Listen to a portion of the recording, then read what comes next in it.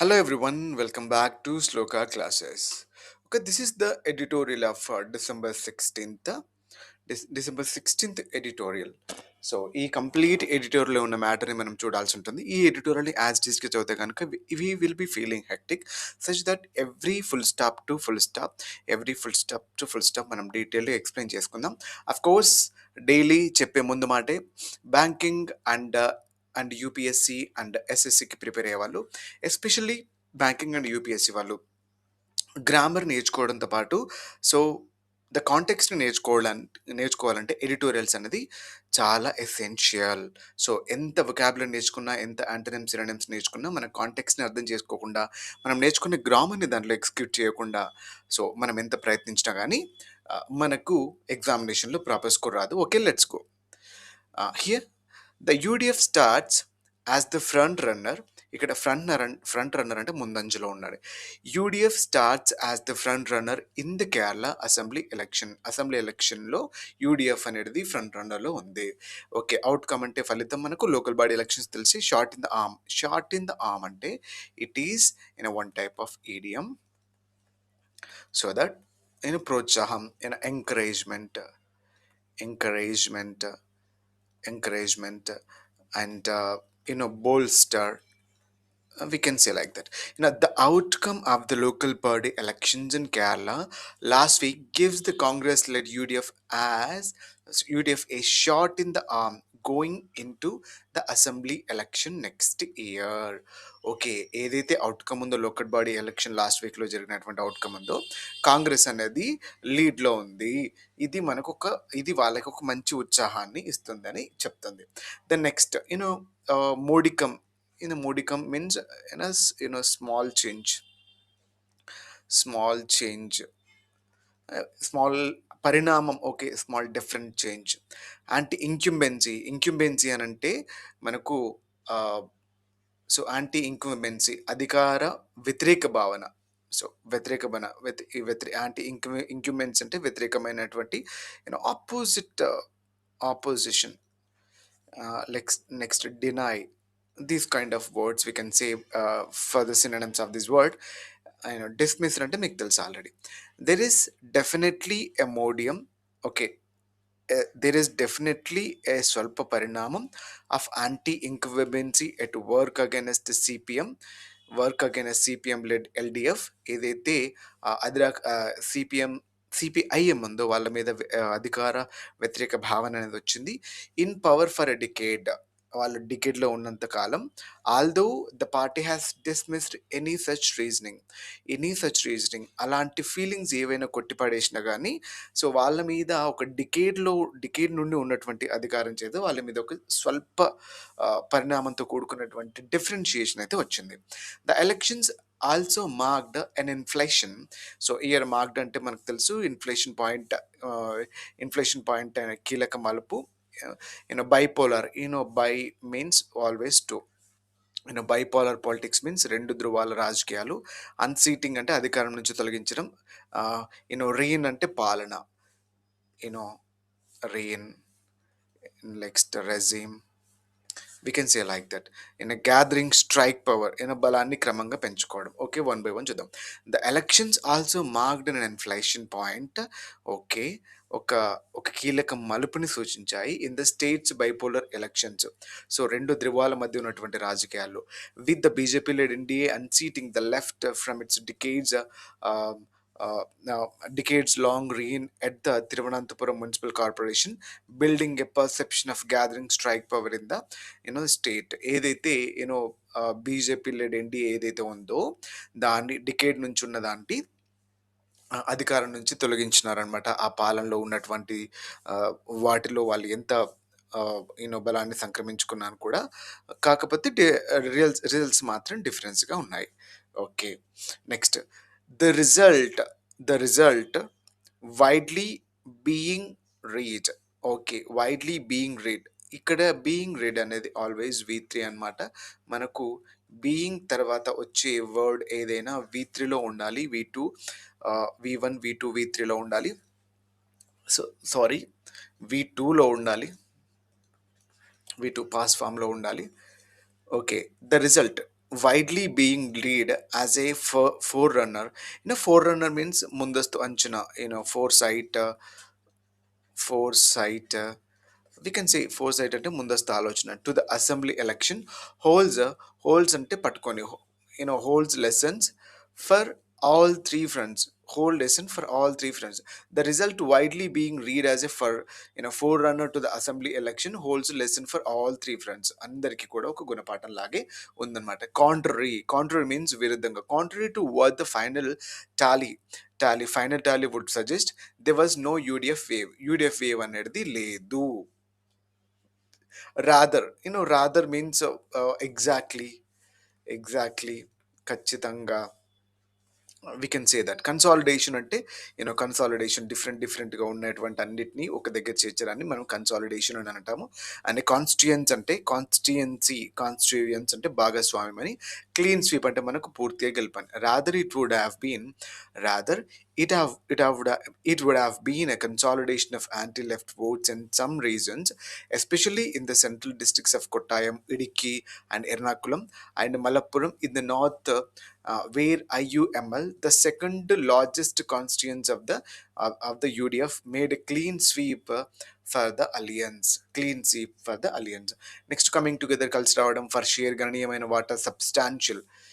Substantial means is a very important word.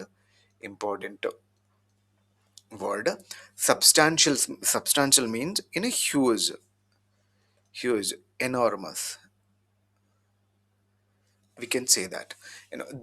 This was the coming together of a fair share of traditionally anti-left Catholic Christian votes and substantial Muslim votes for the UDF in these districts. Next, onslaught means తీవ్రమైన దాడి. Onslaught means తీవ్రమైన దాడి. Tacit understanding అని అంటే tacit turn అంటాం చూడు మనల్ని. Taciturn, which means calm, not verbal. Not verbal. We can say like that. Onslaught means తీవ్రమైన దాటి. Tacit understanding means మౌన ఒప్పందం. ఓకే, వీటి మీద బేస్ చేసుకున్నటువంటి లైన్స్ ఏంటో చూద్దాం ఒకసారి. The left's onslaught on the IUML and the Congress for their tacit understanding with the Jamaat-e-Islami run welfare party of India may have caused this. Next, the left's fervent means తీవ్రమైన తీవ్రమైన efforts. The left's fervent efforts to arrest the erosion of its traditional vote base, comprising Hindu Ezhava votes. ఏదైతే వాళ్ళకి traditional oats ఏదైతే ఉందో దాంట్లో క్షీణత రాకుండా ఉండడానికి, తగ్గకపోవడానికి ద లెఫ్ట్స్ ఫర్వెంట్ ఎఫర్ట్స్, వాళ్ళు చాలా ఎఫర్ట్స్ పెట్టిండ్రు. అరెస్ట్ అంటే ఎటు డిస్ట్రిబ్యూట్ అవ్వకుండా వాళ్ళు. సో ఎరోజన్ అంటే మనకు క్షీణించడము, పోవడం. సో రివర్ ఎరోజన్ అంటారు, ల్యాండ్ ఎరోజన్ అంటారు మనకు. సో జాగ్రఫీలో చెప్తుంటాం కదా మనకు రివర్ ఎరోజన్, ల్యాండ్ ఎరోజన్ అంటే. ఎరోజన్ అంటే సమ్ కైండ్ ఆఫ్ క్షీణించిపోవడం, అంతరించిపోవడం లాంటి. Word based comprising Hindu azo words in Kollam and Patanamthitta proved counterproductive, resulting in the UDF making gains. ప్రతికూల ఫలితాన్ని ఇచ్చేటటువంటిది అని అర్థం. నెక్స్ట్, ఇక్కడ చూసుకుంటే మనకు ఫార్ ఫెచ్డ్ నమ్మశక్యం కాని, అస్క్రైబ్ ఆపాదించడం, అలెజ్డ్ అంటే ఆరోపించడం, పల్వరేజ్ అంటే దొంగతనం, రెస్టెడ్ బలవంతంగా గెలుచుకుంది, యూనో అంబిలికల్ కనెక్షన్ విడదీయరాని umbilical connection. Sorry, it's not umbilical, it's umbilical connection means విడదీయరాని బంధం. దీని మీద వేజ్ చేసుకున్నటువంటి సెంటెన్స్ ఒకసారి చూద్దాం. It would be far fetched to ascribe the UDF's gains entirely to the ongoing probe into, probe means what?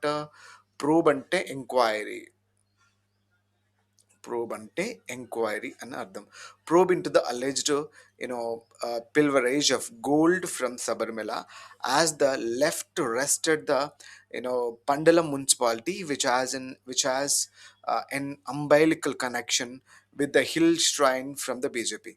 Okay, one more time here I'm going to tell you, you have to know before reading the reading comprehension in examination like banking, SSC and UPSC, reading comprehension and close test and sentence rearrangement and fillers ఇలాంటి contextual also errors మనకు బ్యాంకింగ్లో preliminary ఎగ్జామినేషన్లో అయితే మనకి somewhat మనం ఏమైనా preliminary ఎగ్జామినేషన్లో మనం డైరెక్ట్ రూల్స్ బై హార్ట్ చేసి లేదా గ్రామర్ బై హార్ట్ చేసి అలా ఏమైనా మన క్వశ్చన్స్ రావచ్చేమో, కానీ ఎస్పెషల్లీ మెయిన్స్ ఎగ్జామినేషన్కి వచ్చేసరికి అయితే 100% కాంటెక్స్టువల్గానే ఉంటాయి my dear brother and sister. Contextual. So ఆ కాంటెక్స్టువల్లో మనం ఫైండ్ అవుట్ చేయాలి, వాటి నుంచి మనం తీసుకొని రావాలి అని అంటే, so we have to know what it mean by would be what, why would here, and why which here, why has here, and why as here, and why uh, next to the ongoing left the Pandavaram shrine from here. So ప్రతి ఏదైనా అని కూడా మనకు models అయి ఉండొచ్చు, లేదా prepositions అయి ఉండొచ్చు, లేదు కనెక్టర్స్ అయి ఉండొచ్చు. ఇవి వెరీ మచ్ ఇంపార్టెంట్. సో కంప్లీట్గా మీకు మోడల్స్ పైన, కనెక్టర్స్ అంటే which, however, whom, whose, whatever, in spite of, despite, nevertheless, henceforth, hereafter, since then, వీటి వల్ల మనకి కాంటెక్స్ట్ ఏం చెప్తున్నాడు అనేది అర్థమవుతూ ఉంటుంది. లేదు మనం బ్లైండ్గా వొకాబులరీని బైహార్ట్ చేస్తాం, ఆ వొకాబులరీ తోటి కాంటెక్స్ట్ అర్థం అవ్వాలంటే I'm damn sure based on my experience I can tell you that you never ever understand. ఖచ్చితంగా రీడింగ్ కాంప్రిహెన్షన్ రీడ్ చేసేటప్పుడు ఎక్కడో ఒక దగ్గర అట్లీస్ట్ ఒక 3-4 లైన్స్ దాటిన తర్వాత నేను కూడా నువ్వు ఆగిపోతావు. అసలు ఆ క్వశ్చనే అర్థం అవ్వదు, ఆ థీమే అర్థం అవ్వదు. సో దట్ ఇంగ్లీష్ నేర్చుకోవడం అనేది గ్రామర్తో పాటు వాటి అప్లికేషన్స్ ఎలా ఉన్నాయి రీడింగ్ కాంప్రిహెన్షన్లో, కాంటెక్స్టువల్లో, ఆ కాగ్నిటివ్ స్కిల్స్ అనేది కంపల్సరీ ఇంప్రూవ్ చేసుకోవాలి. ఆ కాగ్నిటివ్ రీడింగ్స్ అనేది థరోగా అండర్స్టాండ్ చేస్తేనే, కంటిన్యూస్ రీడింగ్ ఉంటేనే, కన్సిస్టెంట్గా మనం ప్రిపేర్ అవుతూనే అర్థమవుతుంది. Okay. The left should be more concerned. Pocket borrows అంటే సాంప్రదాయ బలమైన ప్రాంతాలు. ఓకే, మనకు ఓట్ బ్యాంకింగ్ అని ఉండేటటువంటి ఉంటాయి కదా, ఓట్ బ్యాంకింగ్ ఏరియాలో మనకు కంపల్సరీ వస్తాయని. ఓట్ బ్యాంకింగ్ అనేది మనకు ఏరియాని బట్టి ఉండొచ్చు, and like blah religious what ever based on వాటి మీద పైన ఉండొచ్చు. Okay, the left should be more concerned about its lessons in its pocket boroughs such as Kollam city and uh, rural pockets more across the state. ఈ గ్రామీణ ప్రాంతాల్లో, సాంప్రదాయ బలమైన ప్రాంతాల్లో ఉన్నటువంటి రిజల్ట్స్ని చూసి ఖచ్చితంగా లెఫ్ట్ పార్టీ ఏదైతే ఉందో బాగా అర్థం చేసుకోవాల్సినటువంటి విషయం అనమాట. And next the BJP election engineering, engineering means వ్యూహాత్మక ఎన్నికల ప్రణాళిక. ఓకే, చూడండి, మనం లెట్స్ సే ఇంజనీరింగ్ అనే వర్డ్ని ఖచ్చితంగా మనం ఎక్కడో ఒక దగ్గర మనం రెగ్యులర్గా అలవాటైన ప్లేస్లోనే యూజ్ చేస్తాం, కానీ ఇక్కడ బీజేపీ ఎలక్షన్ ఇంజనీరింగ్ అని వాడినాం మనం. సో ఎలక్షన్ ఇంజనీరింగ్ అంటే ఎలక్షన్లో ఏదో బిల్డింగ్లు కడతానని కాదు, ఎలక్షన్ని ఏ విధంగా కంటెక్స్ట్ చేయాలి, ఏ విధంగా మనం దాంట్లో విన్ అవ్వాలి, ఎన్నికల ప్రణాళిక, బ్లా బ్లా బ్లా. సో ఇట్లాంటి వాటిని ఒక ప్లాన్ చేయడాన్ని మనం ఇంజనీరింగ్గా మనం తీసుకొని కన్స్ట్రక్ట్ చేసుకోవచ్చు.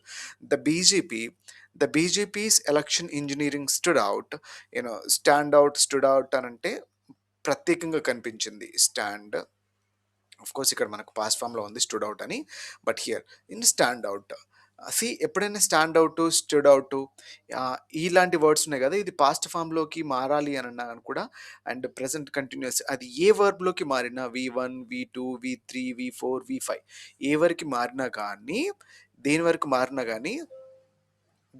మారినా కానీ ఏదైతే మనకి ఏదైతే మనకు ఇక్కడ ఫస్ట్ వర్డ్ ఉందో అదే మారుతుంది.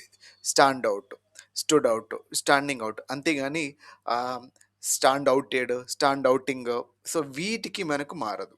సో ఏదైతే చేర్చబడినటువంటి వర్బ్ ఉందో, చేర్చబడినటువంటి మోడల్ ఉందో, చేర్చబడినటువంటి ప్రిపోజిషన్ ఉందో అది ఎప్పటికీ మారదు. So this is what you have to understand. Okay, next ascribe means కారణంగా పేర్కొంది. ఏం కారణంగా పేర్కొంది? The left ascribed it to an unholy alliance. Unholy అంటే అనైతిక సహజ కూటమి అని చెప్పిందనమాట. ద కాంగ్రెస్ అండ్ బీజేపీది అనైతికమైనటువంటి కూటమని డిస్క్రైబ్ చేసింది. While the BJP made considerable gains గణనీయమైన లాభాలు. While the BJP made considerable gains across urban local బాడీస్లో వాళ్ళకి వచ్చినటువంటి ఘనమైన లాభాల చేత it would have to figure out, తెలుసుకోవాలి the reasons for its poor show in Thrissur from where its first Lok Sabha member from Kerala was elected just year ago. వాళ్ళ బలహీనతమైనటువంటి ప్రదర్శన దీని గురించి తెలుసుకోవాలి అని చెప్తుంది. Next of course sorry forfeited అని అంటే కోల్పోయింది అని. The party also forfeited some its gram panchayats but won fresh ones. Okay, కొన్ని కోల్పోయింది, కొన్ని గెలుచుకుంది.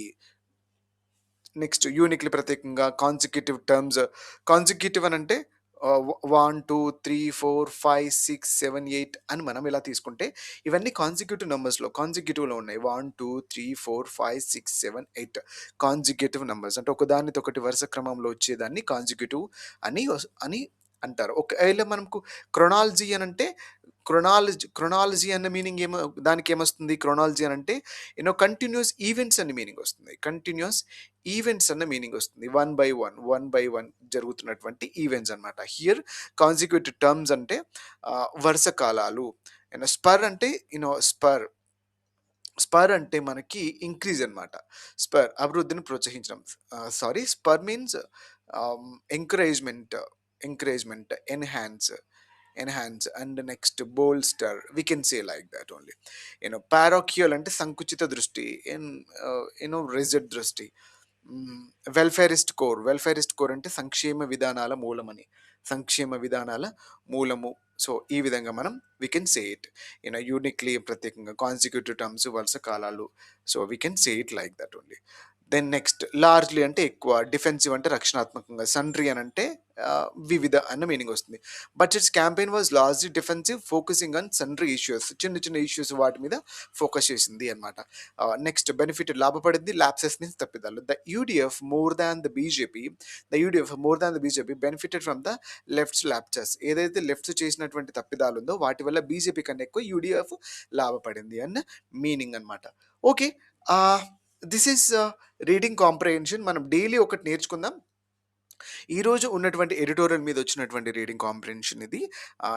ఒకరోజు రీడింగ్ కాంప్రహెన్షన్, ఒకరోజు క్లోజ్ టెస్ట్, ఒకరోజు ఏమో సెంటెన్స్ రీఅరేంజ్మెంట్, ఒకరోజు ఎర్రర్స్.